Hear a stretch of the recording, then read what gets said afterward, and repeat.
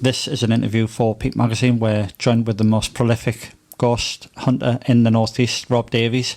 We're here to talk about ghosts, supernatural things, poltergeists, phantoms, and we've got something really cool because he's going to give us some footage of an actual ghost that he's seen. So stick around to the middle of the video and you're going to get some chills.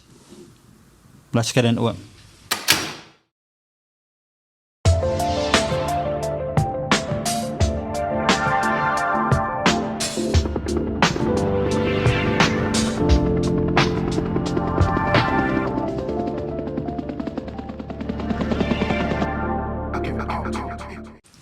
Rob, thanks so much for coming down. Thanks for inviting me down. This is a privilege to have never been asked to do anything like this before. Oh, really? Yeah, first. Oh, brilliant. I've been watching your videos on YouTube and I find it fascinating, all the stuff you've been and the history about the places and the buildings. But, okay, so you started Dead Air Radio about maybe 10 years ago. Yeah. Is that where it all came about? Is that where you got the concept for ghost hunting? I mean, I've always been interested in it before, when as a child. I don't know if you remember back in the 90s, there was things on TV, like there was, was it Strange But True? There was that Michael Aspel used to do, and I think it was watching things like that. Uh-huh. I mean, I was never really into like X-Files or things, but it was the real life things and people's real life stories of, like, as a child, you wonder like what is really happening in things like that. And then so I first met Chris that we started doing Dead Air Radio with, met him at uni doing the same media courses, and so it all started. I was doing local radio at the time, and the type of thing I wanted to do was already being done by someone else, so it was a case of, okay, if you can think of something that would go out on the radio, you can have like a trial run at it. So I just had this idea of doing maybe a 2-hour ghost hunt on the radio. It would be broadcast at night and it would be once a week. And I was given 6 weeks to put a show together for 6 consecutive weeks as a trial. So I put it together and it was a big, I thought it really worked. We did places like Beamish Hall in Durham, the Northeast Aircraft Museum, places like that have got quite a reputation. And it kind of worked. And then we worked out how we could make it better. And then Chris wanted to sort of get involved as well. So Chris had finished uni. He was a year below me. And he got involved in Dead Air. We put a team together. So there was Chris and there was Steve, who ran a company in the Northeast who just did the events. So they would just hire out these venues and they would sell tickets and take people into like the Castle Keep, for example. And he was like well connected. So that was the format of it. It was a team of people who had different areas. So we launched it around about 2010. And it ran for a few years. That was pretty much how it worked, and gradually sort of the radio side of it just didn't, the station's not there now, and me and Chris, we still want to keep doing it. So I was like, we need to, maybe radio is not the way anymore. Maybe it's more people want a more visual thing. So we looked into the video side of it, and we got the YouTube thing going, and so it's sort of been going along since 2018. The YouTube channel now. So the YouTube channel's Dead Air, isn't it? Dead Air. Yeah. So anyone out there really into ghosts and supernatural and the phenomenon, go and check out. We'll put it up on the screen for you as well. Dead Air YouTube. Should check that out. It's great. I've actually just on the point of the radio, kind of the audio clips within. It's not the Dead Air radio. It's a separate thing that maybe on SoundCloud or something like that. Yeah, Mixcloud. Yeah, Mixcloud, but it's still Dead Air, isn't it? Yeah, we put a lot of our old content out because some of it's coming up to 10 years old now. And some of the more the ones we put up recently, you listen back to them and you listen to yourself and you're just like, oh. I sounded like that 10 years ago, and it's horrible, but obviously some of the places that we went to are places you can't go now. Like the Cooperage. that place has been abandoned for nearly a decade. So the Cooperage, yeah. Well, that's the one I've actually heard. I think there sounds like there's about 4 of you going there. Yeah, there was myself. Chris was there, sort of producing it in the background. There was Steve, and a member of our team called D. There was a couple of members of staff that they wanted to. I mean, that night, I can't really think about how privileged I was back to be able to get that, because they don't do ghost hunts in there yet. This is apparently the most haunted place in Newcastle, and I say apparently. I think there is nowhere that comes close to it in terms of people's experiences. Staff, I've got books that go back to the early 90s where they talk about the Cooperage, and it's like members of staff say this, have experienced that. And I've got books that have come out, they all say the same things. And then when I went and we were interviewing bar staff that work in the Cooperage, and they say the exact same things. The little girl, like a cleaner, has seen her, and it's it's like the same things, and it's like so consistent. Really, the staff who've quit their jobs that used to work there, that just were like, that place, I can't go in there. Sorry, I can't go in there. After shut, I'm not going in there at night. Yeah. So we got access to it. And we were very privileged. And if I knew that was going to be the last time I'd ever set foot in that building, it would, I'd have made the most of it. But there was strange things that night. Things like toilets, the hand dryers were going off, and there was nobody upstairs. There was footsteps on the floor above us, and everyone's on the ground floor. And it was, that building's not connected to anywhere else, so it's not like you could say it's coming from next door. Yeah. And there's so many stories linked to it. That either you could say, well, maybe old buildings creak and things like that, but the sightings as well, it was just, there's something about that place, and it's just so sad. Even today, I drove here, I went past it, you go past it in the car and you see it, and it's a sad thing to see that place. I have been in, it's obviously a lot of years now, but it's an old crickety old building, isn't it? It's you don't feel, I'm not going to say you don't feel great in there, because it's a great place, but it's like you do sense that it's got a lot of history here. It's got a lot of things that probably went on here. And when you'll know this yourself, Rob, when you go into buildings or houses, or you get a feeling that something's not quite right. Yeah, it's one of those. I think I mean, I quite like to think that I'm sort of quite on the fence with things. I mean, I have seen things and I've had experiences doing this, but at the same time, I think to do it really well, you've got to be careful of you walk into an old abandoned graveyard at night, it is going to be creepy. Yeah. Is that the suggestion? Is that because you go in there and you see that it's how it would look like in a scary film, or you go into an old castle, or you go into an old building that's dilapidated? It is going to look creepy, and it does have that power of suggestion over you. But then I've also done investigations in buildings that, for example, we did last year, Ripon Workhouse, but that's all been converted into modern classrooms and teaching rooms, even though that's the old bit where the old workers would sleep and things like that. And it's got like a modern day whiteboard and a projector on the screen, so it doesn't feel creepy when you go in, yet there's still things going on in there. So I think, the feeling, I don't really pick up on things in terms of like in a psychic way. I don't think I'm nothing like that. Right. I mean, things do look creepy if you see a dark corridor. You look at it and you think, I don't really want to walk down there, but I'm going to go for it. And the way I do it, I mean, people will see, like on the videos, it does look really scary when you see a place and it's in complete darkness, and then you just go in. But it's kind of like, one of the ways you do it is you convince yourself to be a skeptic. Yeah. So I always, like, before I go in, I think, well, I'm not going to see the ghosts. I'm just going to walk straight out in front of me. It'll not happen. So you kind of convince yourself it's not going to happen. Otherwise, there would be no way you would do it. If you thought there was a grey lady or some entity in that building that you couldn't see, that was invisible, that could interact with you, you wouldn't go in there, even if you were the hardest. I think you've got to put yourself in that frame of mind, that a logical frame of mind, but you still go in and see what happens.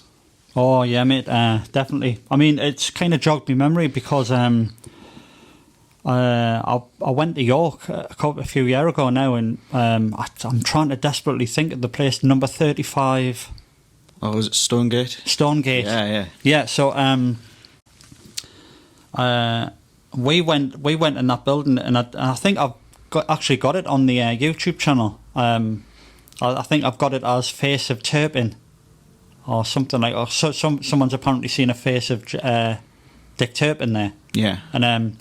And we walked around when it was open.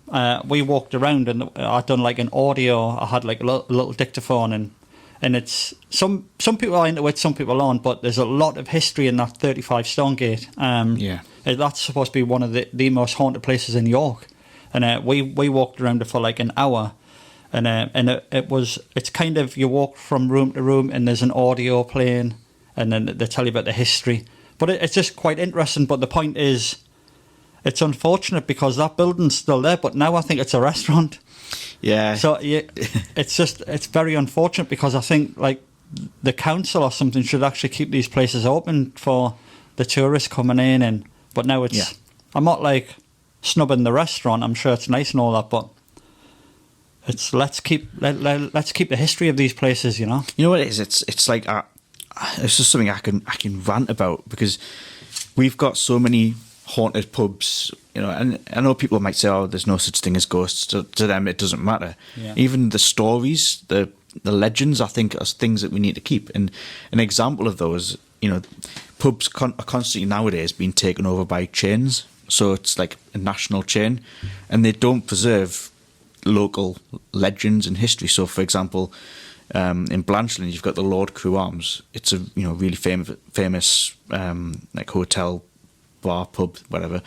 It's famous ghost stories linked to it, and it's in you buy a book about ghosts of the Northeast or haunted Durham or whatever. This place is going to be in it, and it always has been. Every book, it's always Lord Crew Arms. It's always on websites, most haunted places you can go to. But yet, last year I popped in, and I was looking at it as a location to use as a video for the channel, whether I'd be allowed to film there. Obviously, not disrespecting them, go in as a paying customer, stay there and film there, and they didn't want it. They said I couldn't. They said, they want to brand it as a luxury hotel now. They don't want that, even though the stories are probably what everyone knows it for, and it's kind of like it's got no local feel to it anymore. And it's a shame. I think it's kind of lost. Yeah. Even if it is a load of rubbish, there's no such thing as the monk or the a Dorothy Foster's ghost. It's like, it's still something that's like a story linked to the building. I think as a story, it's nice to keep things like that going. But you have to, don't you? Yeah. I mean, you have to. So I kind of want to ask you, did you have any kind of personal experience for like a catalyst to get into ghost hunting? I don't think it influenced me to get in, but there have been things that have happened in life. When I was 3 years old, my granddad died. And when you're 3-year-olds don't really understand what that means, they're still trying to learn what's going on.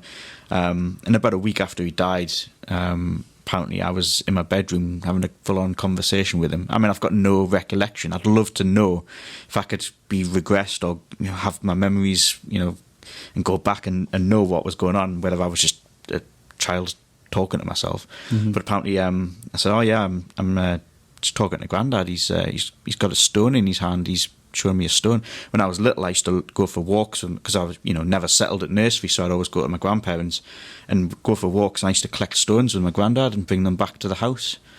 So it was almost like would a 3-year-old make that up?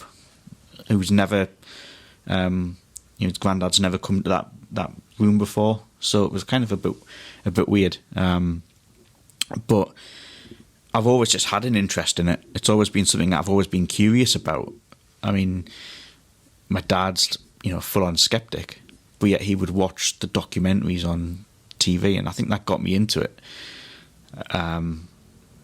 But yeah, it's, and obviously the way I would speak, reply to him would be, you've never been to anywhere that's supposedly haunted, so you would never see a ghost. And he would say, well, there's no such, there'll be ghosts everywhere if there was such thing. People die every day, and there's he's never done it. But then again, in the last 10 years, I've probably done at least 300-400 different places. So you kind of, that's what I think you've got to go to, where people are saying that they see things or things are supposedly going to happen. But yeah. It's weird you mentioned your granddad, because I feel I've had a lot of experiences with my granddad, because he passed away a few years ago, and I was like really close to him. And yeah, you probably have heard this before, but you get a feeling first, then when maybe there's something in the room that's not quite right, and then maybe a smell that remembers you to that person, that is, directly linked to that person. And with my granddad, it was TCP that used to use that constantly. TCP, like dabbing it on his clothes, and loads. It was just like the TCP house. And then, unfortunately, when he passed away, it's like that smell's kind of ingrained in my brain. But I mean, I don't smell it all the time. It's just it's happened about 3 or 4 times where. It used to happen when I was on my own, just in a house on my own, whatever house I was in, flat, and then it would just be like a light switch turn off or on.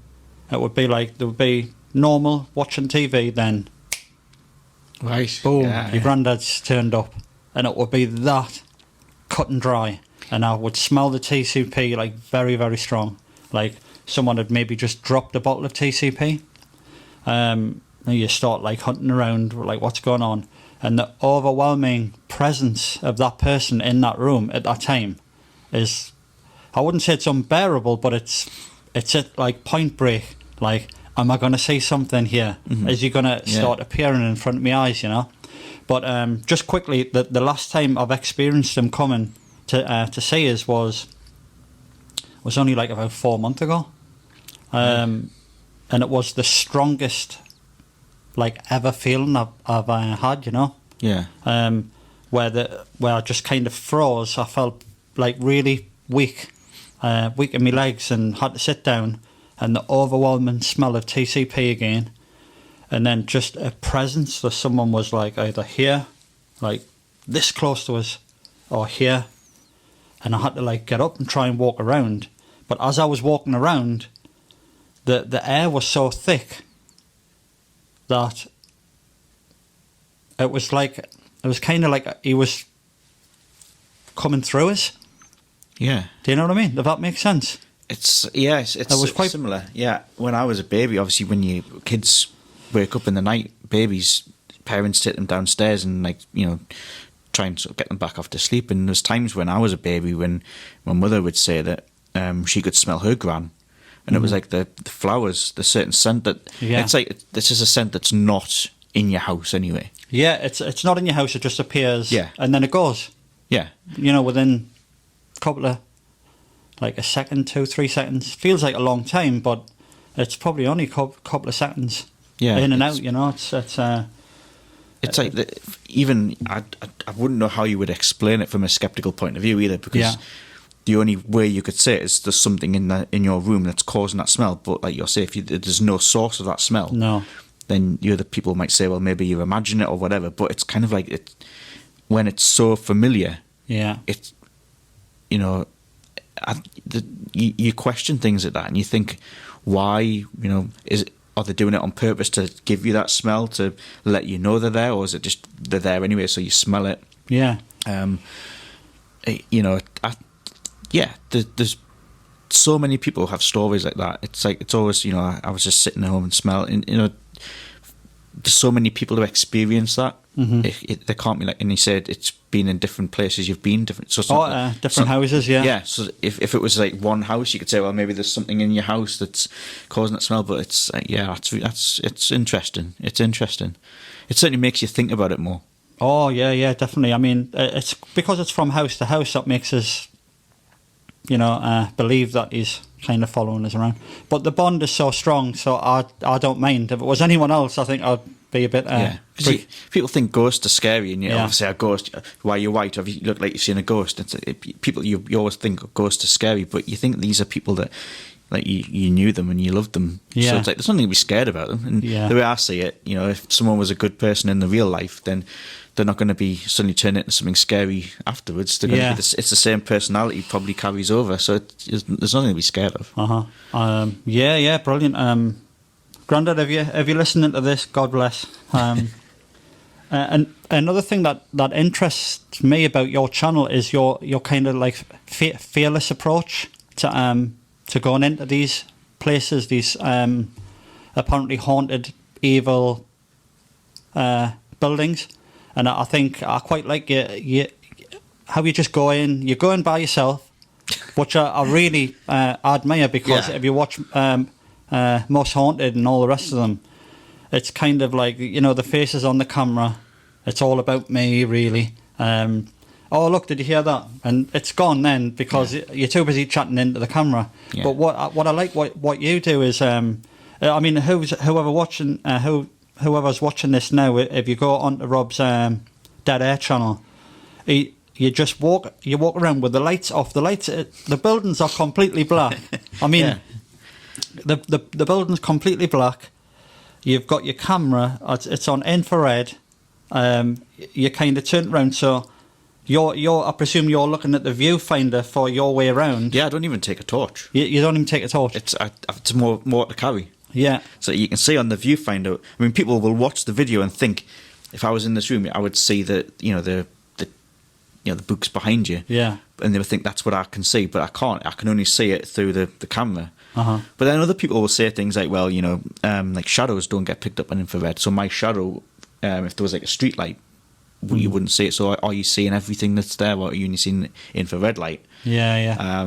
So there's a debate on that, but I think the fearless. I don't know. There's still times where you do get a bit of, you know, that's a bit creepy. But I think it's got to be. It's come with time, because I can remember the first ever one I ever did was a public one. So it was, you know, I went with a group, and it was up at Chillingham Castle in Northumberland, and supposedly the most haunted castle. You know, TV shows have filmed there, and I went up there with my sister. It was a birthday present, so I think I knew I was getting it, and I found out that day I was only about 16 or something, 17, and we went up, and this was like in the middle of January, so it was like dark, and you just see this castle just appear, and you don't see it until you get close, and you're like, oh wow, that looks exactly how it looks like on TV, and you just think, whoa. And I thought I was going to see something. It was so weird. That is this the one where you heard screams in the forest? Screams in the background. Maybe it's a different video. That I think you were actually with another guy. I'm trying to think which one that was. And you heard screams, and you could definitely hear a scream. It was like in the wilderness back that way. Yeah, we've had one at Killup. That was one of the old radio shows we did. We heard a scream there. And funny, up at Chillingham, we did a charity night up there with one of the mediums from Most Haunted, from one of the later years of Most Haunted. And we were stood outside. We weren't actually recording at the time, and we could hear music. It was like a harp, someone playing a harp. And I was like, Chris, stop talking. Listen. And when you listen and you're straining to hear it, and then, yeah. And it was like someone was playing a harp. And like, if you know the geography of that place, it's like in the middle of nowhere. There's like no village next to it. There's no houses nearby. The next place is probably a 10-minute drive down the road. You're not hearing something from the village pub or something. There was someone playing a harp, and that was weird. And I mean, that's got to be kind of unexplained, hasn't it? Yeah. The mics couldn't pick it up. It was so very faint. It was like very, but you could hear it. What's also great about your channel is the level of research that you do, like going into the places, and then it's not just I'm saying not just, but I mean that would be good enough.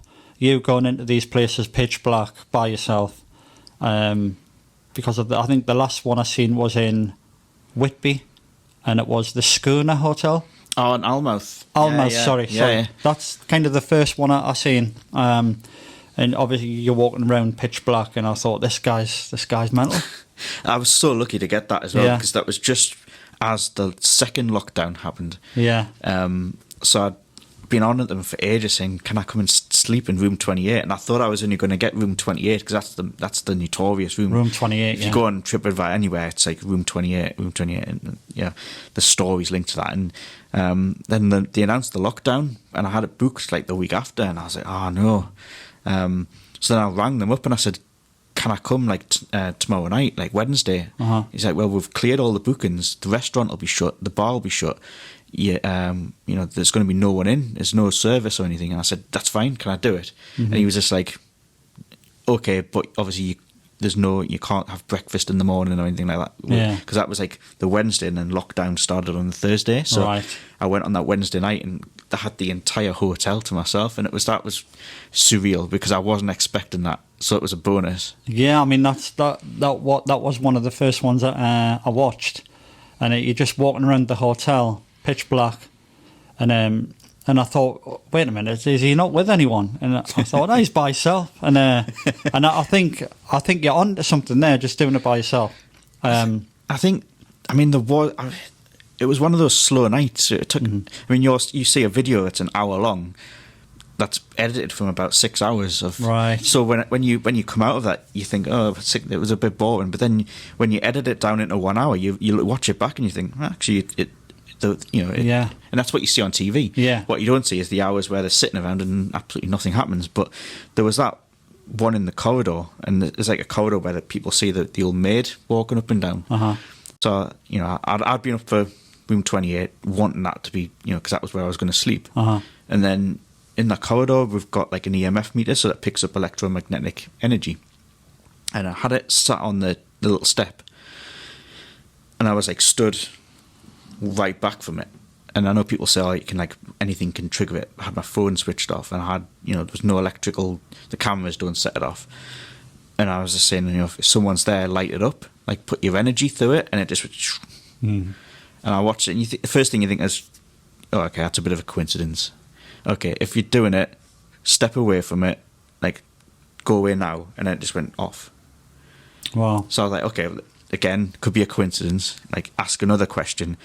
Did he die in the 21st? Well, and I went through the years, and, there's a story linking to who it could be, so I knew roughly, and when I got to that century, it was like, it lit up again, and I was like, okay, are you male or female? And, female, it lit up, and it was like, and it was one of those. I was like, nah, there's too much. It's too good.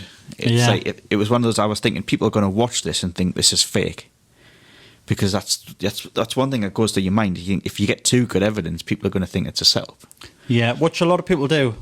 Yeah, a lot of people have tried planting things. And what also you see, I can't remember the American one. I know there's Most Haunted, but there's an American guy, quite popular. Ghost Adventures. Ghost Adventures. It could be. Yeah. He's quite well built. He's got a camera, 2 camera guys following him around. Zach Bagans. Zach, yeah, he does the lockdowns, doesn't he? Yeah. Well, if you look at the start, you'll see, just for entertainment, and I kind of don't like seeing that.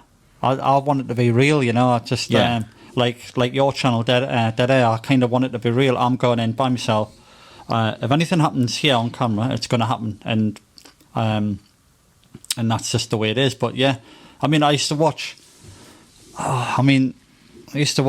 Most Haunted, and like nothing happens, but you still watch it. It's that element of addictive viewing, isn't it? Yeah, I mean, there'll be people who'll watch it for the history, and I love looking at an old building, and I want to know what's happened in it. You know the history, yeah. So that's why I always spend the first 10 minutes just on what's about the building. Yeah, because there's no point. I mean, you watch some YouTubers will just go in and just be like, okay, we're at such and such a place, and then they seem to expect you to know it, so they go in and they'll be like, is anyone there? And I think you've got to sort of talk about what this place is about first. And you're doing the whole backstory, aren't you? Yeah, and as well, it's not just about bigging the place up. I really got interested in sort of fact-checking places, because you find that a lot of commercial venues like it as a business, and they like to sort of, some of the stories maybe aren't what the history books will tell you. So there was a video we did, Woodhorn, up in Ashington. So that there's like the old church. It's like an abandoned church, and there's the graveyard. And Oh, I've seen that one as well. yeah, it's supposedly one of the most haunted graveyards in the northeast, and it's supposedly haunted by a World War One soldier who was called Thomas Chalkley. Right. The story is he died in World War One in one of the battlefields in Europe, and that day he was seen in the graveyard by his family, even though he was supposed to be in France. And this is quite a common phenomenon. Loads of people have got this. You know, it's one of those in my family. People, you know, but he died, but then he appeared on the day he died back in Durham or whatever. But anyway, in the story, Tom Chalkley was seen on the day he died, and people have seen him in this graveyard ever since. So, great story. But I've got a friend who does a lot of the history for the channel in the background. She won't ever be on camera. She can't name her or anything. But she was working for the Commonwealth War Graves Commission. So, great. She's got access to all the info. Right. Things that aren't in the public domain. So I begged her, you know, here's this guy's name, find him.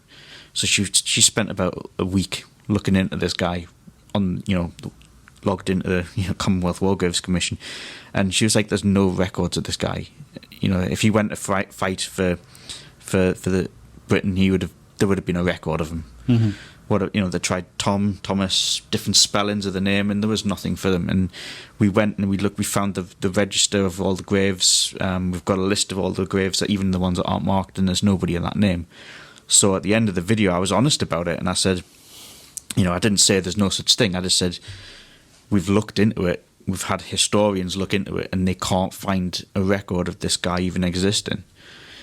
But obviously, it's open to, you know, you can still believe it if you want. It's open to interpretation, but you've got to investigate. Sometimes you go in and investigate with your eyes and your ears and see what you see, but you've also got to sometimes get a historian to check things. And we did the same on the Vane Tempest one in Durham. There's a famous legend that when it was an army barracks, that some soldier had an accident and blew his head off with a cannon in the courtyard.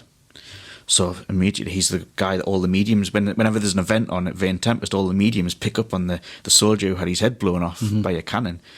So I was working behind the scenes with the Gilesgate Historical Society, which is where Vane Tempest is. And the guy said, you know, he's heard the story, and he said there was no such, it never happened. There was only one ever recorded death as a barracks, and that was when it was there was an outbuilding. There was a suicide in there, but that building's off the land now, so it's not on the Vane Tempest land. There's brand new apartment buildings on that bit now, so it's nowhere near where the building is. So it was like a legend that's somehow gone down over the years, and now everyone that goes there, every medium picks up on the soldier who had his head blown off. But it's kind of like the Headless Horseman, isn't it? It's like everyone claims to have seen him, but yeah, you know, it's just these, like you say, these myths that travel down in time. These little white lies that travel, then all of a sudden, it was true. Yeah, that did happen, and it's only a bit of a tale, you know. Yeah, I think part of investigating a place, you've got to get someone to look at the history of it and say, did this person even exist? Because there's so many times you go into, you know, there's stories about things, and it's like it turns into a bit of a Robin Hood. Like, did Robin Hood even live? Was he a real person? Did he even die there? There's so much that, you know. Well, it's weird you should say that as well, because when I went to York, we looked for John Palmer. Right. John Palmer's grave, which is also known as Dick Turpin. Yeah. And then we found his grave in York, but and we went to where he was imprisoned, or temporarily imprisoned. We had a walk around there. Didn't really feel much, because I mean there'll be people who are listening to this now, and they know what I'm talking about. When you go into something, you can feel the history. You can feel, there was definitely something bad happened here, or something really great happened here, or whatever, you know. But and then we had a little hunt around and found his grave. But I didn't feel like nothing at that grave. I mean, I may throw it up. I've got a couple of shots of me at his grave. Yeah. And then I've done a bit of searching online, and apparently he's not even there. He's not even buried there. Right. But, so that you know, 'Cause he's meant to like be was it- autistic interpretation that he's grave. The headstone's there with his name on. to put a fake headstone. Maybe there. a fake headstone, but I've heard he's somewhere else. I know he was executed on where the race course is now. Isn't Yeah. it? That's where the gallows were. Where they'd hang people. Tyburn, I Yes, believe. yeah. Well, he got marched through where 35 Stonegate is. He apparently got marched through that street. You do actually feel something in that house, 35 Stonegate. If anyone's listening, check out my video. But it's quite cool if you're into that kind of thing. But yeah, I didn't feel anything from old John Palmer. Yeah. But it's just one of them things. I mean, he's got to be somewhere. It's interesting. I mean, I don't know whether his body was moved or whether it was Yeah. just like taken away from that site. But yeah, I've never really looked into it. But I mean, I've didn't heard know that. because I'm quite interested in the character.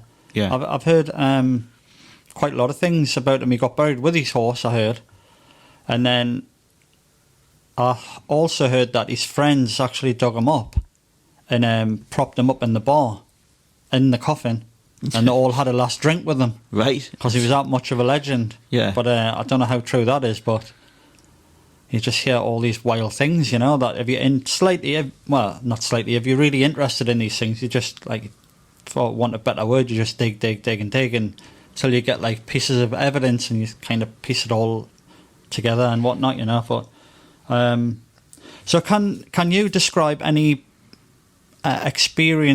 personal experiences or feelings you've actually had on a ghost hunt? I'll just interject because that one in Ashburn, or where did you say before?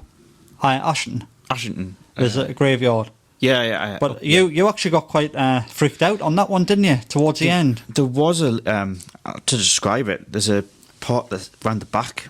There's like a bit where there's like the priests get buried, because I don't know if you've seen, like, priests always get buried like right next to the church. The church, yeah. So there's like a footpath that goes around, and I genuinely came out and sat in the car for a good half an hour before I went back in. There was leaves. This is The Fearless Ghost Hunter. yeah. So this is like June, July time. So it wasn't like like autumn, winter. And there was like leaves on the floor, and I'm stood around the back of this church, and there's like, you know, you can't. It's just fields out the back, so you can't see. I've seen else. it, yeah. Just And there was a leaf, and it was kind of like it wasn't like a dry, crispy leaf, like like an autumn leaf that just fell off the tree. I mean, it fell off a tree, but and then I was stood there, and I could hear something like a rustling sound, and I'm looking at this leaf, and it's curled up, and it just went flat as if someone had stood on it, and I'm watching it, and I don't think you could see it on the video, but I just watched it go flat, and I was like, I don't know much about leaves, whether that's a natural thing that can happen, whether they just flatten out, and I just saw this leaf go flat. oh, it just like went like that. Yeah, so from curled up, it just sort of went. Oh, and wow. I thought I don't know. And I thought that someone stood there. Someone's standing right beside. This is here to here. Mm-hmm. There's someone standing beside me, and I was like, that freaked me out, like, big time. I mean, I know, like, as a ghost hunter, you kind of can't run away from it, because it's like you couldn't. But you, like, when you don't know who it is, you don't know what it is. Was it totally natural? I mean, it could just been, a leaf dried out, and that's how it.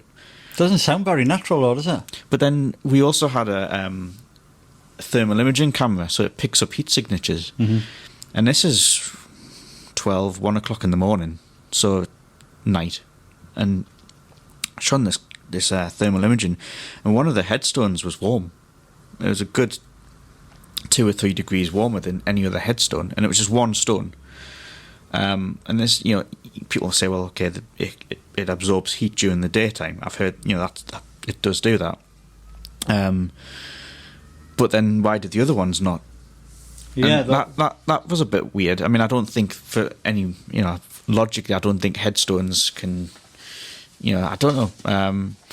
But I did go back in the car, and I did sit there for a little bit, because there's a little car park next to it, and I thought, nah, you can't. You've got to go back in. You've already recorded so many shots in the daytime. You can't just over a leaf. So I went back in, and it did have a feeling to it. funny enough, even though I debunked it, I did a bit of history fact checking on that place, but yeah. But then there's people who've posted on Reddit, like forums and stuff. Some guy said he was driving past it in his van at night, and he saw like a fog coming over the wall, as if it was like not like a general fog, but like a cluster of fog coming over the wall. So there's people have seen stuff around there, but whether it's the legend of the World War One soldier, I don't know. But certainly, it's a very, very old, I think it's about a 900-year-old church. So right, yeah. And one of the most infamous one you've seen is the R.A.F. guy. Yeah. So that was August 2015. So me and Chris, we were still doing the radio show, and we'd been in Otterburn that afternoon. It was afternoon, evening time. So we were leaving there about sort of just before sort of 11ish, because we were up there actually within August. We were up there for the anniversary of the Battle of Otterburn. That's what it would have been. That's why we were up there. Yeah. Otterburn, there's a story in the 60s of a woman who was in a taxi going past the battle site, and the taxi just broke down, all the lights were flashing, and suddenly she looks and there's a soldier like stood by the window, and there's stories like that up there. So we went up thinking, we'll go on the old battlefield and we'll record stuff. Absolutely nothing, just a dead night where nothing happens. So at the time, we were just driving back, and it was about 11:30 at night, and Chris, he had it was a sort of Renault Megane coupe at the time, so it was like quite a low down car, and I'm just in the passenger seat, and we probably I was half ready to go to bed, and right, and then all of a sudden, like, I just saw this guy like straight past the window, like, and I was like, Chris, you just nearly hit that guy, right, because he must have been that far from the window, and I thought, bearing in mind you've also got a wing mirror there, so I said, Chris, you must have just missed that guy back there.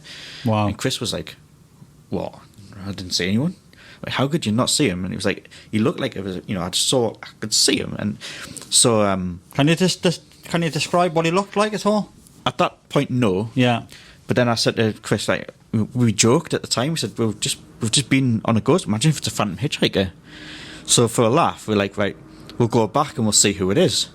Like, there's definitely some guy, like, and this is in the middle of nowhere. Just to point this out, this is like the A696. Right. So you go past like Ponteal and Belsey, and then straight on, and you're in the middle of like fields. Mm-hmm. And at the time, the things that were going through my head, I said to Chris, you know how notorious this road is for like serious car accidents. There's like so many. It's always in the Chronicle. Like, things have happened out here. So we turned the car around and we drove back, like going a little bit slower. And I'm like, so I'm videoing it, and I wasn't even serious about it, because when you video on an iPhone, you video it like in portrait mode, which I regret doing, because I got a few people pointed that out. Right. So I'm just videoing back, and you can hear the sat nav telling Chris to turn around, that you're going the wrong way, and stuff. And then I'm like, I'm sure he's about here somewhere. And then like there was this guy, and it's clear as day. It's like you can see him even illuminated by the car headlights. And then under his right arm, I think it was his right arm, he had a helmet. Wow. And he was in the old like yellowy beigey colour R.A.F. Mm-hmm. But the thing was, he was like staring straight ahead. Mm-hmm. And we drove past about half the speed limit, and we were just like, that's him. And obviously, by the time we've gone past, he's out with the light, so you can't see him anymore. So we're like, that's weird. So the first thing I was thinking, I wasn't thinking R.A.F. at the time, I was thinking he's like a motorbike rider, because there's been like accidents out there, with like bikes, cars. So we turned around again, so we were now back on the other side, going the original direction that we were. So I'm like, he's now going to be where the passenger window is. And then we're back, and then we're like, where is he? And there's like nobody there. Wow. And this is not where someone could just go and like walk back into the house or walk down another road. Mm-hmm. There was no other like places to get out of there, so you would have to like climbed into a hedge or something. But it was just, I can still picture like his expression. And you think when a car goes past you, If a car goes past you, you would take a step back. Yeah. You don't like let a car get to within that far of you. No one's going to be that silly.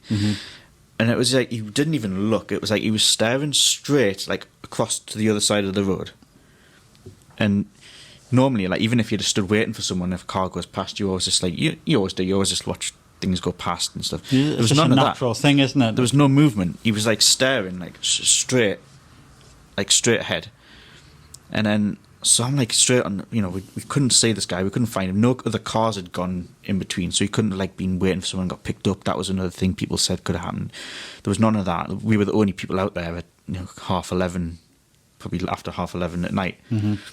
So we googled like that road, and the first thing we saw was like the picture on Google Images is like a helicopter that's an ambulance helicopter that's taking a crash victim away. We're like, oh wow, maybe we've seen like a crash victim. Maybe it was like someone like that. And then we sent it to the Chronicle, thinking we'll see what the Chronicle think. And it was then that they'd had a historian like properly look at it, and they were like, can you remember the exact spot where you said you saw this? So I was on Google Earth, and I think it was like these coordinates here. And the guy was like, because we found there was an R.A.F. accident there in like 1940, was it 41 or 42? Wow. So the guy had taken off from, I think it was Euston, or maybe Boomer. I think it was Boomer, R.A.F. Boomer. And he was on just a practice run, and the plane came down in a field on a farm called Middleton Farm. And Middleton Farm doesn't exist anymore. It's those fields are now owned by like another company owns them. But it was the same field where we were like, that's the spot where we saw him. So I think he's buried down in Exeter somewhere. But that's where his family is, down in Cornwall, like Devon way. But like it was so weird that, and then the coincidence of seeing someone who would look like an RAF soldier, and then for that field to have had a crash during the Second World War. And we'd still like talk about that, and we're like that for that to have happened. I mean, there could have been a totally rational explanation. Some guy could have just been stood at the side of, I don't know. People can stand at the side of the road. It's not paranormal, but probably not in the middle of nowhere though. Yeah, that was what. I mean, obviously we then became the victim of like when you see newspapers over in a ghost story, like this has been captured on camera, and like you see in the comments, it's people like just taking the mick out of it. So we were. The article had mentioned that we'd been to Otterburn, and so there's people in the comments saying, it's probably just a soldier off the barracks or something, and like Otterburn's like another 45 minutes that way. Yeah, and, like we were literally like halfway home. It was What's quite strange, because I've seen the clip, and I think you're going to send us the clip as well. So maybe hopefully when we're going to throw it up when you're talking about it, if you don't mind. I mean, absolutely. And we'll put the back links back to your channel and all the rest of it. But I think we've talked off camera about this, where I've only seen the bit where you said it doesn't really do it justice. They've used not the wrong bit, but what I find interesting about the story is you actually seen something go on there, and you turned around and it's still there. Yeah, I think that's quite interesting. It was there the first time we turned around, and then the second time when it should have been like on the same side of the road as us, it wasn't there. Oh, it was on the opposite side. So when we drove past it, it was on my side of the car, like as a passenger. Yeah, and then we drove for like another like 30 seconds, and then turned round, and then came back. So we're now on the opposite side of the carriageway, but so it's on like driver's side, in the middle, like on that side, and he was still there. And then we literally did a U-turn like less than 10 seconds later. So it was kind of like the time to have got out of there for him to have gone, unless he'd literally dived into the hedge or dived into like some really long grass or something and hidden, which would be like, again, like, why someone out there hiding in trees and stuff. I mean, yeah, when it went in the national papers, they literally just showed the clip of the first time we drove back. So there's the coming back again. They didn't. That was never shown. They never showed that. It was only just the instance where we actually saw him on camera that they showed. Oh, cool. So I'm kind of really looking forward to seeing the full clip, you know. Yeah. Well, it's cool. So can you describe what he looked like? Was he wearing brown uniform and he had Mainly a hat? He kind of did have a glow about him, but I think that was just the lights of the car headlights. I got no face, even on the video. I mean, the video is like what I remember him in my head, so I couldn't see any more detail when I saw him. And again, like Chris was driving, so he was kind of like doing like that. And there was definitely some sort of helmet under his arm. Like the way his arm was like that, and he was holding something under his arm, and there was a helmet. Wow. And again, it's like that's all I can remember. Like the shape, obviously he was, quite well built, and then the fact that he was just so motionless, and it was like his head didn't move, his eyes didn't like look at you when you went past. It was kind of like just fixed, which I don't know. It just seemed so weird. It's you say like motionless and not looking. I think I've actually seen something in this building then. Right. I mean, because when I first came here, there's lifts through the corridor, and I'm gonna have to ask the guy here who runs the place. But I went to push. There's 3 lifts. Yeah. I went to push the middle one, and like it's quite dark, so the lights go off, the lights go on. It was at night, and then I actually pushed the one for the middle lift. But I mean, this might not be strange. Whoever's been here for a lot of years, and Paul will probably tell us even better. But the left one opened, and I was like, "All right." And this was right at the start of lockdown. So I just went to get in that lift, and I kind of stopped because there was somebody in it. But the person in it didn't even acknowledge us at all. Yeah. Like only because you don't want to be rude and like we put your head right in the. So I come to the end of it, and I just went, "Oh, sorry, pal," and he's just like standing there, and he just didn't look at us. Yeah, and like, his eyes didn't even. His eyes didn't even look at us. So that's not natural. If someone like that's what I thought. Even if someone you're in a lift, you always look at who's coming. Even if it's just like who's that. I've got to ask Paul about this because I haven't had a chance to see him since. I've only seen him a couple of times since, but this happened not so long ago. So I went to go in the lift. The lift doors opened. I seen like a third of a person. I went, "Oh, sorry, Paul." There was just motionless like person there, and it was a split second, and I went, "Oh." And the doors closed on him. The doors closed quite quickly. And I went like, was that like a real person there? Yeah. Like, do you know that split second? But he looked solid. He wasn't see-through or anything. He looked solid. Like, the R.A.F guy, we've looked at it and screenshotted it, and you can't see out through him. Yeah. He's like a proper thing. He's like a... But then it's weird, isn't it? The only other time I can really say I've seen something is in the Castle Keep. So this is where's it? So it's like that way, isn't it? Yeah, just down there. So it's about 2012, 13, and this is a one that I'm not sure.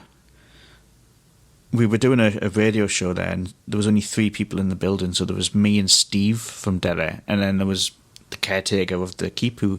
He always has to be on site whenever there's an event on, just in case something happens. So he was with us in the great... I don't know if you've ever been in the castle before. There's like a... Oh, I've been loads of times, yeah. You know the bit. It's like there's a hall, and then there's like a gallery that goes around the top. And you can go up a spiral staircase, and you can get up to it, and you can walk around. There's like pillars, columns and stuff, and then you can sort of lean over and look down onto the hall below. Mm-hmm. So we were down in the hall, and this was... We weren't on air. We weren't recording anything. We weren't, actually part of the ghost hunt at that time. We were just talking, and it was at night. So you've got obviously the railway bridges and stuff around you, and you've got the orange street light because the street light's like orange, and it shines through the window behind you and onto the wall. So you've got like a patch there where the street light's coming onto the wall, and then another one like further along. So we were stood around and we just saw someone walk through. So we weren't staring at it, we just saw it like that. Oh, seen that? And then we all looked at the next one because we went along, so you should be going through that one next. And then a figure walked through.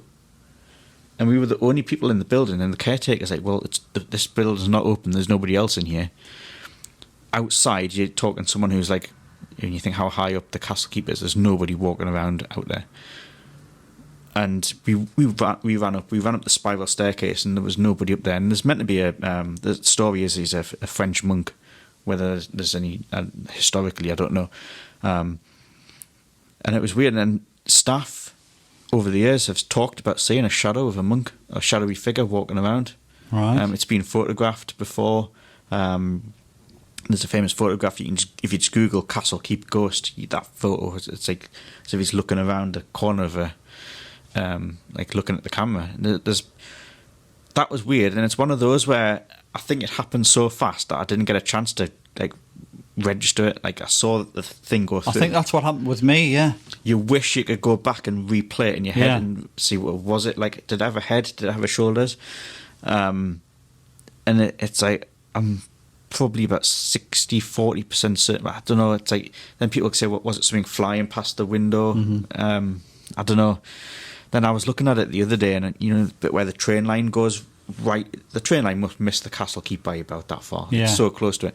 Was there someone able to walk along that sort of bridge bit that goes past the wall of the keep? Was there like a train worker on the line? I don't know. It's one of those I'm going to have to sort of really sort of think about the angles of it, whether it was physically possible. But I think as an investigator, you've got to rule out everything before you can say it was a ghost. Oh yeah. Definitely. Another thing also is that when you hear about ghost stories and you think of like haunted castles, haunted buildings, haunted this, haunted that, castle forts and whatnot. But what you've quite nicely brought up on your channel is there's been a lot of sightings on main roads or country roads, in shopping malls, like the Metro Centre, for instance, and hospitals. Yeah. And I was listening to one of your audio interviews about a security guard who's, he spent a lot of time at the Metro Centre, closing up and whatnot, and he's experienced quite a lot of stuff.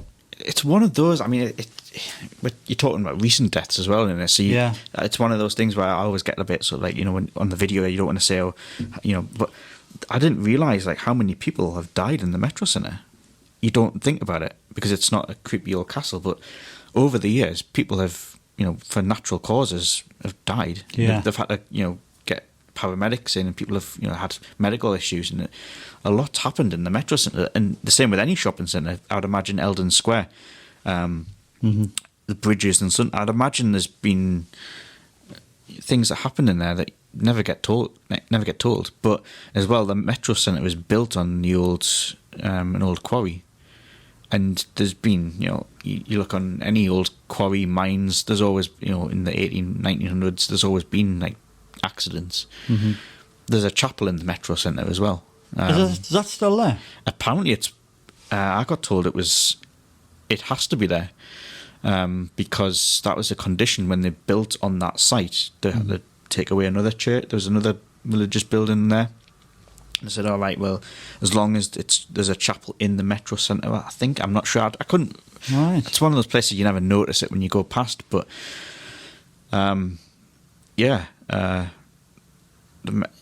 it's one that you walk around the Metro Centre and it's not scary. And when a security guard says that, this is so weird, and this is why I wanted to put that interview out. Because back in school, when we all started getting part-time jobs, one of my best mates got a job in what was it? It was in where Primark is now, Woolworths. Oh yeah. So his first job at school was in Woolworths, and he used to say that the stockroom in Woolworths was haunted. and you go, oh, have you seen ghosts? Have you seen? And I just, ask him all the time, have you seen ghosts when you're working? So, oh no, but like there's a really strange feeling. Like the girls don't go in it, and it's like there's something creepy in there, and it's built. There's something that's definitely haunted. And then when he started saying Primark had to have an exorcism, and this is years later, and it's the same unit. Oh wow! So it's like, so the staff of obviously Woolworths is gone, Primark's come in, but they've also felt the need that something's happened or something's in that space where they've had to have an exorcism. And it was in the Chronicle, I think, when they got the exorcist to come in and bless the back stock room of this of Primark in the Metro Centre. And obviously my friend used to talk about it years ago before, and it's like maybe there is something to it. Yeah, definitely. Yeah, but yeah, I mean the Metro Centre, I didn't even know there's tunnels in the Metro Centre, like behind the stock rooms and that tunnel, so you can get from different, like the bus station to other places and things. There's I didn't know that. No. Yeah, there's all sorts that I didn't realise, but yeah. Yeah, because I think he talks about like bins flying open and like things crashing in, and then he walks around. He's got a like quadrants. He's got to walk through all the quadrants at night. There shouldn't be anybody in, and he says he keeps seeing like a figure in the shops, and someone's like milling about in the shops, and obviously there's no one there. But I haven't been to the Metro Centre for years now. But well, tell a lie. I've been a few months ago, but not like I was like working. I wasn't like walking around and. But I don't know if it's still there. There's like a Victorian part of that. Oh yeah, it's like in old shops and. Yeah, I think that's gone. I thought it had gone. Was it the Antiques Village or something? The Antiques Village. Yeah, well, he said when he walked through the Antiques Village, that's where most of the. I'm sure he said that's where most of the obscure things would happen. But I wonder if that's where the chapel was. I think it was. I had a feeling it was. Yeah. It kind of makes sense, doesn't it? It's one of those you walk past it and you probably don't register it's there, but I think it is still there. It is. I think they still have a service every so many Sundays a year or something. Right. But I mean, you always get this thing about oh, it feels like I'm being watched and all the rest of it, and you hear that quite a lot because you mentioned Woolworths. What was the top of Northumberland Street? Was that what you said? The top where Primark is now? Oh, in the Metro Centre. Oh, in the Metro Centre. Yeah. Your friend worked there. Yeah, this has gone back like 2004. Oh, I thought for some reason it was Northumberland Street where Primark was. But I used to work at the bottom of Northumberland Street in a clothes store called Athleisure. Right. I don't know if you ever remember it. I don't remember it. I haven't heard of it. And then that downstairs, it's now called Scott's. Mm-hmm. It's right at the bottom of Northumberland Street. If you're walking down, it's on the left-hand side. Just as if you would turn left into the alley to go to the library. Yeah. It's that store right on the corner, clothes store. And I worked there for a few years, and downstairs is just creepy as hell. Well, I've got a friend who used to work in O2 at the top of Northumberland Street on the opposite side. Obviously, they're in the Eldon now, but there's there's a bit where like the buildings are like blue. There's like the different colours on the top, and you look up. Obviously, you've got the shop front. Not many people like look up, and it's like the old style, like old housing style. And there was like, there was always like people like footsteps walking around, and you could hear like things getting dragged around. Yeah. But obviously, the skeptic of that will say, well, all those buildings are connected, so is it someone next door dragging something around? And you need to get up there and have a look. But I think I've actually seen a poltergeist as well. Right. So I mean, this is all kind of coming out now. This hasn't been planned or anything. It's obviously stuff that's in the back of my mind. You're just talking, and then I'm thinking, oh yeah, I've experienced that. Oh yeah, I've seen something. But I know people are going to say, oh, he was pissed and he was drunk with his mates. But it wasn't like that at all. I was sitting at a table like this. I was with my uncle, and it must have been about 1 o'clock in the morning because me and him used to have a few beers, and but we're never drunk falling around. It was like, they're watching something, and we're in his his kitchen.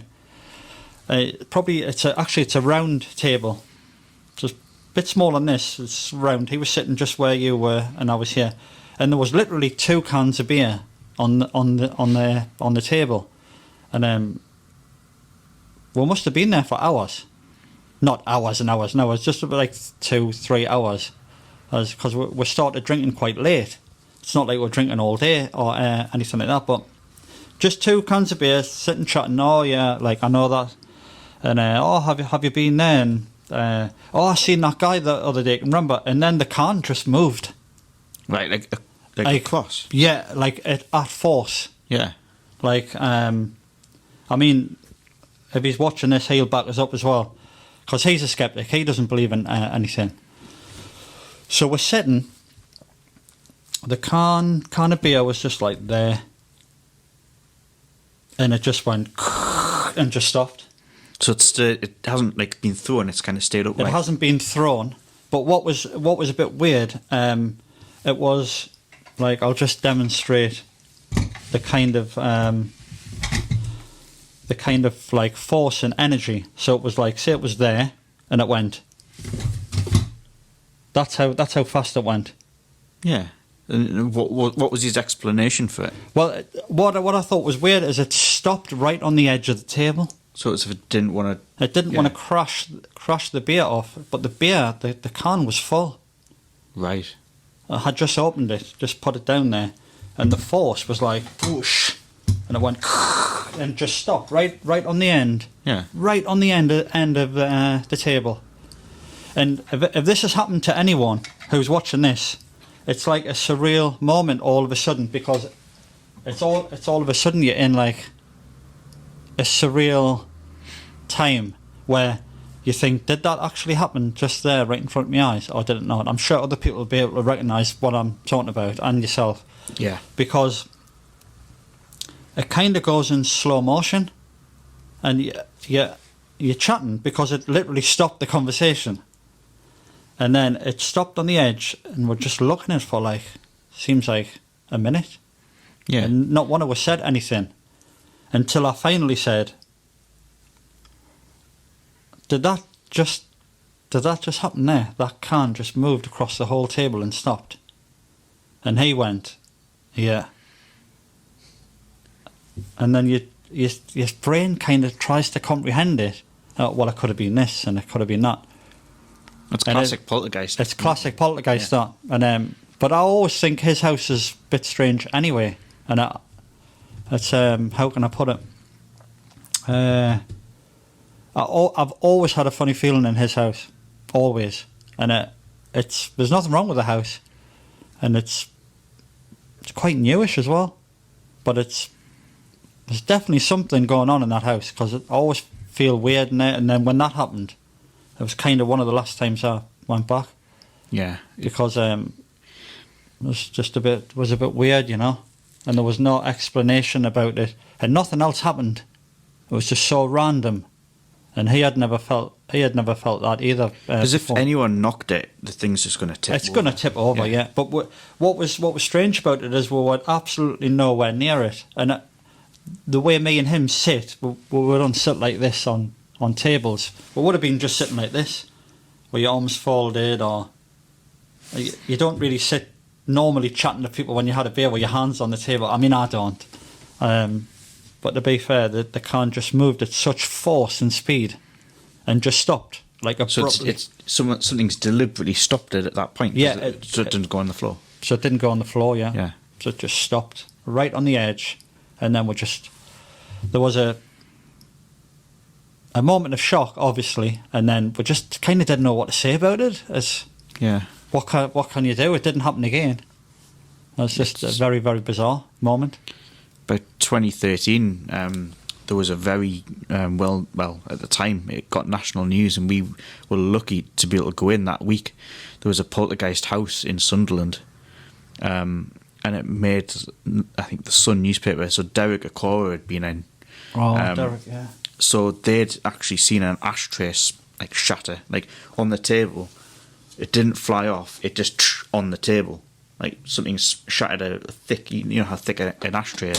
Ball ashtray. Yeah.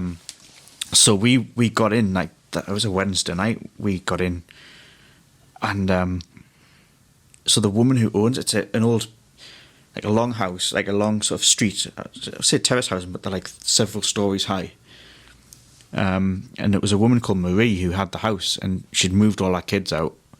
So she was saying that this thing was literally smashing the house up. And so you think, okay, what's it going to be? Is it going to be, a bit Amityville or something? So she was living with her parents or another family member. So she said, well, you can have the house, but, I'm not coming in with you. Yeah. So me and Chris went in this house, and we walked around, for a good 3 hours. Nothing there, but you walk around and there's like CDs and DVDs, like the discs on the floor. There's like, from the bathroom, someone's got like cream and just like covered the whole floor. There was a flat screen TV with a crack down it that was just on the floor. There was wardrobes with all the clothes, and I've just recently dug out all the old photos that they're on Instagram. Oh wow! So there's a wardrobe with all the clothes just out on the floor. Well, could maybe show some of these, like use the pictures. Brilliant. And there was under the stairs, there's like a cellar you can go down, and there's like a bit where the workmen had been, and apparently the workmen had just dropped their tools, and something had scared them out. So she was adamant there was something in this house. And me and Chris walked around, and all we were doing for 3 hours was going, oh, have you seen this? This is smashed. Why is all this broken? And, Yeah. we were just analysing all the damage in our house. Every room was trashed. It was so weird. And we were like, off mic, I said to Chris, is she doing this for attention? Is she doing this because, Sun newspaper, she wants another council house, whatever reason? Why is she doing this? But then why is she putting her kids through all this and smashing all their toys up? Mm-hmm. Something's not right about this. But like nothing happened, and we tried everything. We started going around, is anything there? And then we went into full-on antagonising mode, like trying to get this thing to react, and nothing happened. Like we spent hours in that house and nothing happened. And then she came back, and I went out, sat in the van with Steve, who was like listening to everything. And then so she went in, and Chris said, right, I'm just going to do a final interview with her, and then we'll wrap the show up. This is going to be like, I'm just going to chat to her. She's come back to the house. So he went back on, and he's talking to her downstairs in the kitchen. And there's a massive crash upstairs, like, and you hear it, a massive bang on the microphone. You hear it, and then all you hear next is Chris going, "Get in, get in, get in." So I ran in this house. There's like something upstairs has just made a massive bang. Mm-hmm. And he ran up, and there was a wardrobe on its side. Wow. And there was nobody else in this house. Okay, and some psychic had told her, he said, this thing's not the house, it's you. It's connected to you. It's when you went back in that house. And I just looked at her and I said, I don't know what to say, but that is messed up. And like I could see it in her face. She was crying. And it's like, you obviously hear about like, famous like Amityville poltergeists, mm-hmm. and all these things that have been the Enfield poltergeist has been turned into a film. And you think it sounds like a load of rubbish, like the families are just making it up and they're getting a bit of attention from it. And I saw that, and I genuinely believed that what I saw, and I think you have to see it.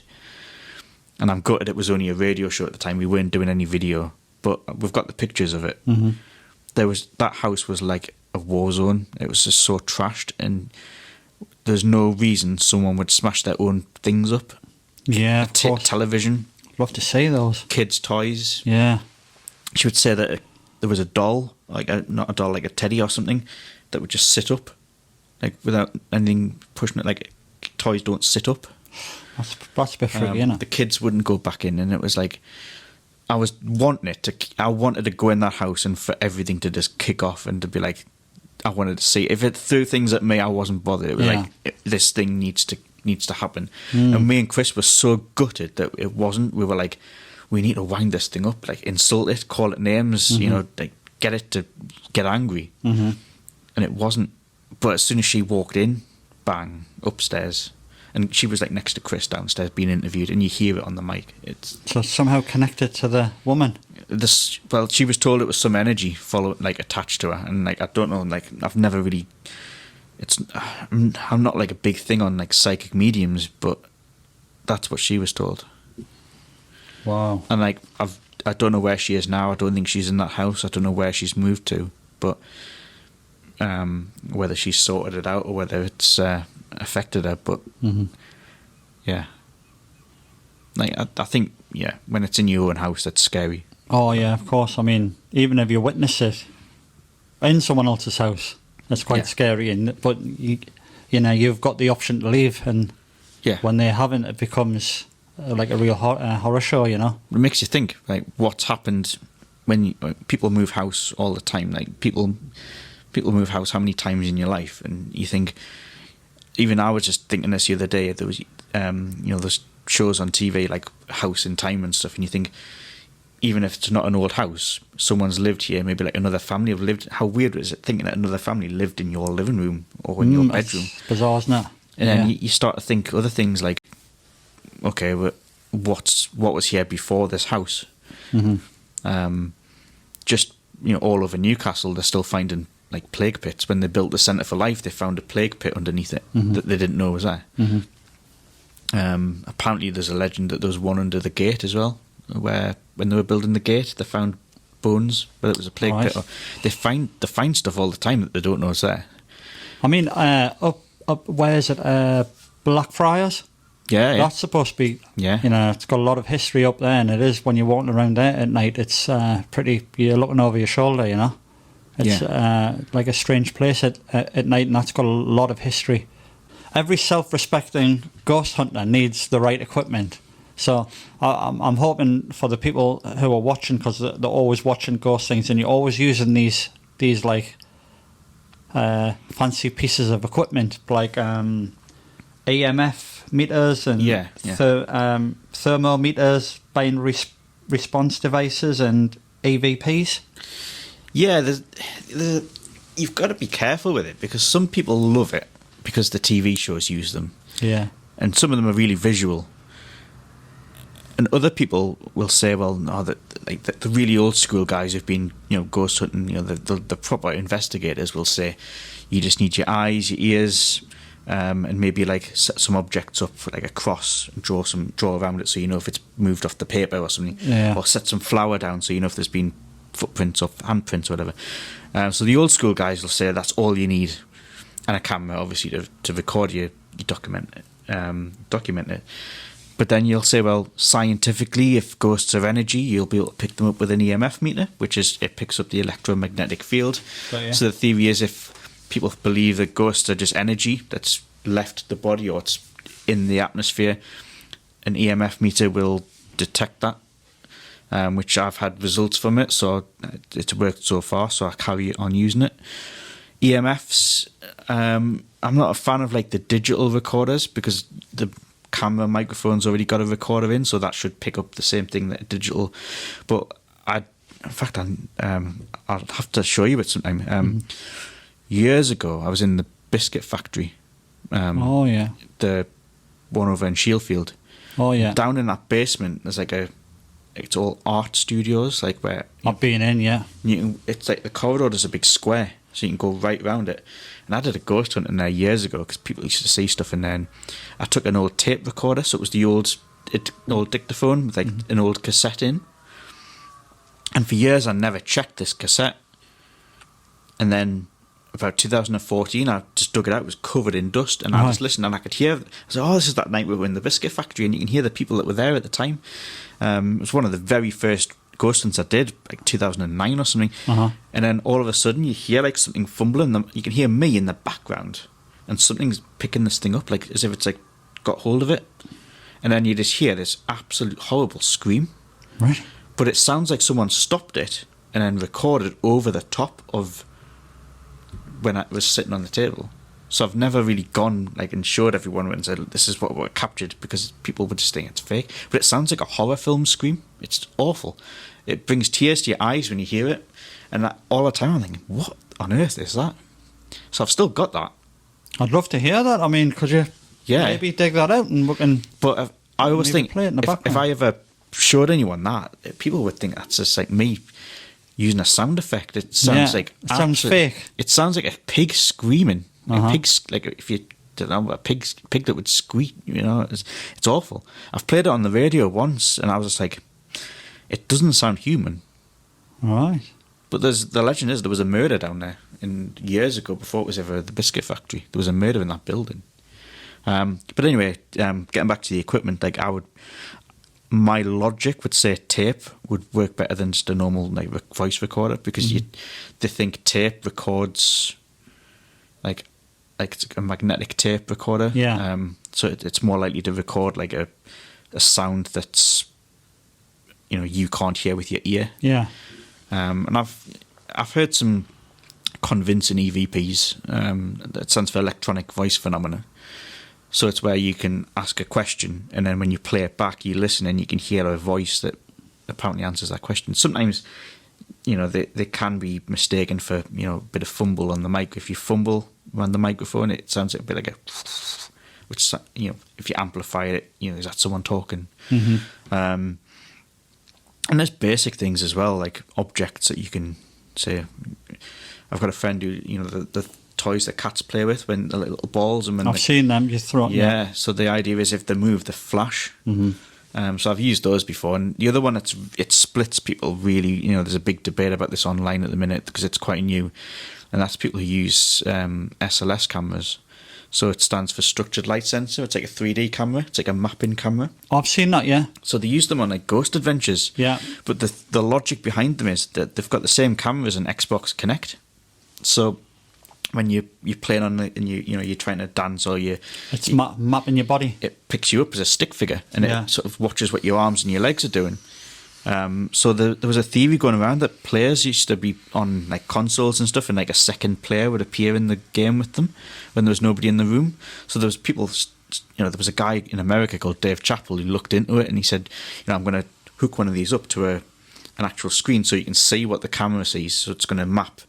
And they were finding things, like they were going into buildings, and there was like a stick figure would just appear in the middle of nowhere. And it'd be like, well, there's no body there. You can see there's no like, they normally go like a colour where there's like, it maps the human figure. Yeah. But you'd still see a stick figure, and they were happening in places where people were seeing ghosts as well. So I've been using one of those, and a lot of people think it's a glitch in the software. People think it's, you know, it's the technology in it's mistaken like door frames and things for a human shape, and it'll map a figure. But there's some, if you go on YouTube and look at it, there's some weird ones where people have, you know, heard something and then they've shown it, and there's been like a stick figure like mapped in a 3D image, because it'll just map like a 3D room basically. Yeah. And I think that, and you use that as well, don't you? Yeah. I got a lot of comments on the video. So people are like, why don't you use SLS? Use SLS, because the people, fans of Ghost Adventures, love them. But then you also get the people who are like, oh, just use your natural sensors and stuff. Don't use all the gadgets. There's a fine line between using too much and too less. Yeah, so of course. With an hour-long video, I'll usually try and sort of like do a lot where I'm just on my own, and then get the things out after and start trying to sort of interact a bit more. But it's that fine line about being either too much one way or too much the other way. So I try and be careful with it. Like on that subject, I mean, hypothetically, do you know, if you went into a building without a camera, without the equipment, without the all the things that you've just mentioned, I've often thought about this, but do you think you would get a different experience if you just went in alone? I'm going to go in this haunted house and just hang about by myself. There's people who say that. I've got a friend who works up at Chillingham. He's actually the landscape gardener, but he's massively into all the paranormal stuff, and he says that the people who get the most when they go to Chillingham are the people who aren't with gadgets. They'll just go there. Yeah, they'll be there because it's haunted. They want to enjoy a haunted night there. But they'll be like, so much happened. And then you'll get people who've gone with like tape recorders and like cameras and lights and, you know, all the gadgets and boxes of gadgets. Yeah. And they're like, oh, it was disappointing, we didn't get anything. Yeah. So it's like, but then, I don't know. There's something to be said there though, isn't there? There is. I mean, you would always, if you were a YouTuber, you would always have to at least have a camera. Yeah, because... But then there's also the argument that if something does happen and you've got nothing to record it with, then you've got no evidence, and you kind of want that evidence. But, yeah, it'd be interesting. But there's that dilemma of if you turn up to the world's most haunted castle and you deliberately didn't take a camera with you, you'd be oh, lots happened. You This should is- have seen this. This is going to be the night when it's going to Yeah. kick off. You should have been there because we didn't. Did you get any footage? No, I didn't get any footage. It's just it sounds a bit. Yeah. It's. I just thought I'd throw that out there because I've just got a funny feeling more things would happen without. Yeah. Ironically, without a camera, Yeah. but it's you can't do it. You know. It depends like what they are as well, what a ghost is. Is it something that's an intelligent thing that can see you and interact with you, or is it Yeah. a replay of time that's Yeah. like that's what people think, it's just something that's still there in the atmosphere and Uh-huh. they can't see you, so it's kind of like they still think they're alive type. Uh-huh. I've read that as well, in which case like, having a camera shouldn't affect that, but it would be whether they had a conscious mind and they would see the camera and be like, I don't want to do anything on camera. I don't want to be seen on camera. Mm-hmm. But then you also think a lot of ghosts died in the 15th, 16th century, won't even know what a camera is. So, Yeah. like, do they even know what that little box is in your hand? Do they just think you're carrying a silver box? Mm-hmm. That's a funny one, isn't it? Yeah. You've got big plans for the future, and you want to visit the plague island, but it's Yeah. off limits. But that's what you want to do next. It's been a bucket list of mine and Chris's for about 10 years. This island is in Venice, but I mean, I don't know if you've seen, Venice is like there. You've got the city and then you've got like the lagoon. I've been to Venice, yeah. It's about 2 miles out of Venice in the sea.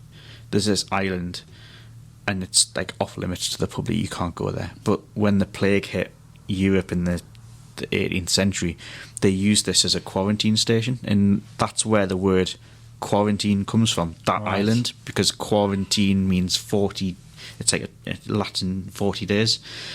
So all the ships that came in, like goods ships and merchant ships, had to dock in these islands for 40 days because they were worried that you would bring the plague in. And anyone who had the plague was sent to these quarantine islands. And they reckon on Pavelia, it's a tiny island. It's less than half, much less than a square mile, very tiny. There's been about 160,000 deaths on this island, and the building's still there. The old quarantine hospital is still there. It's all abandoned. You can walk in it, you can go around it, and the beds are still there. And, I mean, that's going to be. and then to make it worse, after the plague, I mean, there's like 2 islands. There's like a bridge that links to the next island. Uh-huh. There's the burning fields where they just used to burn all the bodies, and they reckon 50% of the soil there's human ash. It's like the whole place is like, it's messed up. And then after that, in the 19th century, they opened it up as a mental hospital. And there was a crazy doctor who apparently committed suicide in there. And there's so much,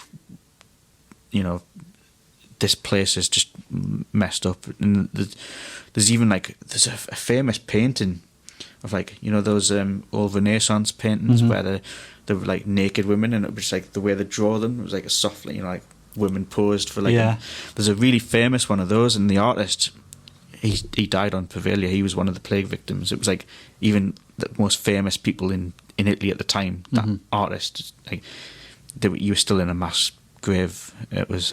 You can see that there's actually a stone, like an angel, on the site where all the bodies are, and it's messed up. It's like they reckon it's the most haunted place on earth. But the only way you can get to it is if you get someone to take you, like on a boat. So you can't like go on a public tour, or you can't. The police can be a bit funny if they catch people going there, and so you've got to get someone who's willing. And a lot of fishermen will not go near it because they bring their nets up. They'll find bones in there. There's so much around there. Really? The whole island, you think it's the feeling of oppression, like in the atmosphere. When you think that people were taken there, even if you were just believed to have the plague, even if you didn't have it. Right. So if a baby would cry for no reason, they'd be like, why is that baby still crying? That's not right. Maybe it's got the plague. So they would take the baby. And the horrible things on this island, people who didn't have the plague but maybe coughed, were taken there. And then obviously when you get taken into quarantine and put on a plague island, you will catch the plague. It's the whole place is just weird. It sounds like a bit like when they used to burn the witches, like if Yeah. Or drown the witches. If she drowns, Yeah. what's the story of if she floats? If she floats, it means she's a witch, but then they're going to kill her anyway. Going to kill you anyway. So if she drowns, you've got no way out. She wasn't a witch. I mean, Newcastle's got its own witch story. I mean, you look at St Andrew's Church. They say that the witches from the Newcastle witch trials are buried in there. Where's St Andrew's Church again? If you know where New Look is, so you go, is it Blackett Street, and then you go underneath Eldon Square, and then you've got like the church, and then you've got used to be like the Magic Box on that corner, and then oh yes, New Look from Eldon Square there, and then you walk along the gate. Yeah. So it's like that church. There's stories about that being haunted. There was always a legend that there was a witch used to haunt it, but then the legend is that the witches that were executed in the Newcastle witch trials in the 1600s were apparently put in there. So, all right. And there's something I read about someone who found bones in there and took bones home with him, and stuff was happening in his house, and he was like, "Nah, I'm not keeping that." And he found a skull or something, and he took it home from that graveyard, and all sorts kicked off in his house, and he was just like, he blamed the skull for it. It was, yeah. Wow. I mean, Newcastle's got so much history, you know, especially the Castle Keep as well. I mean, that's an eerie place, and I recently bought kind of the history of Newcastle hauntings or something like that. I bought it for a friend, you know. I haven't actually read it, but like the book's about that thick. So there's a lot of stuff to get through on that book. But I mean, if there's anyone watching now for a really cool place to go, where would you recommend? In, like, say, the northeast? I think like a building you can go into, or a place you can, like, to this day you can do a ghost hunt in, because some places they're a bit funny about it, but yeah. I would love to get in them. Like, I really love to get into the Tyne Theatre. I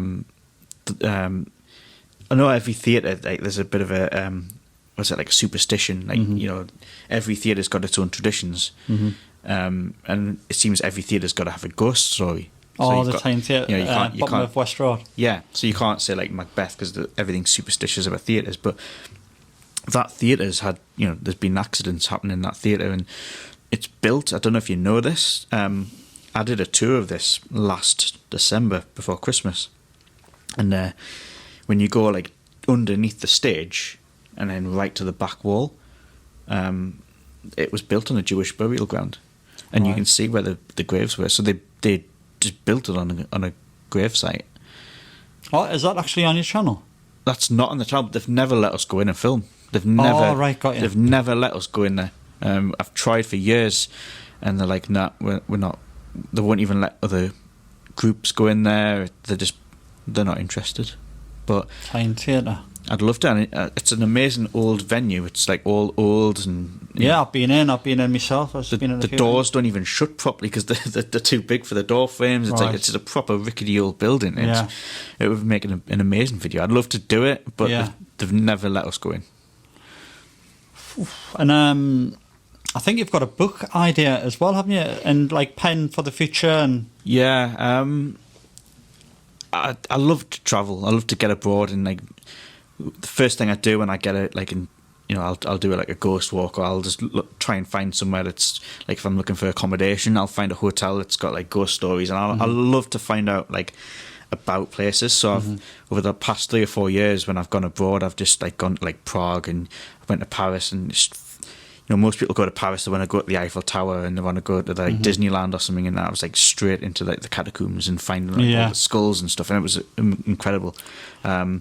So I've just like over the years just realised I've got like a collection of stories of all these places, and I thought if I could put like together a travel guide for people who could just go to like Paris and then straight, and then they'd know where stories are, or go to Prague or go to Venice, and you know, these are places that have got like a lot of history about them. And so I've spent a lot of lockdown sort of writing it. Whether, you know, I've never published a book before, so I'm going to have to sort of like try and work out how to do it. And, I don't even know how far off, because I keep getting to one bit and then I'm like, oh, I'll do more, and I keep finding more to write about, and it's like it's just getting bigger and bigger. So that's the plan. I'd love to have a book out But I don't know, maybe like in a year or two's time. I'll only put it out when it's I think it's finished, when it's right. Yeah, mate, sounds like a good plan. Is there anywhere people can contact you? And you know, if they've got a building somewhere that they want explored, or is there anywhere people can get in touch with you? And if you just want to drop your channel as well? Yeah, so the channel's just Dead Air TV. So it's like youtube.com, and then it's like /Dead Air TV. So yeah, like and subscribe it. Again, you can contact us on social media like Instagram, Facebook. I'd love to, like, if someone's got a place and they definitely think there's something to it, or they'd be happy for me to go in and just record in there. Then I'm hoping to get in stories you told about this place. I think we should. I think we should do this. If Paul's watching, I think we should do this place. But you do this, not with you. It's so big. I mean, yeah, come along with it, and you know, and I don't know what it's like in here at night, but it seems to be like endless corridors and stuff. But yeah, it's quite cool here at night. It's I've definitely seen somebody in that lift. Yeah, and, it's interesting that. Yeah, if someone had acknowledged us, like, you know, even just look at you. Yeah, no, it didn't even look. Yeah, he didn't even look at us. He just was fixated. You remember like what he was wearing, or? Yeah, I do, but I kind of want to clarify this with Paul first, because I just want to. I want to ask him a couple of things to see if he knows him, to think of him if it was just someone in the building.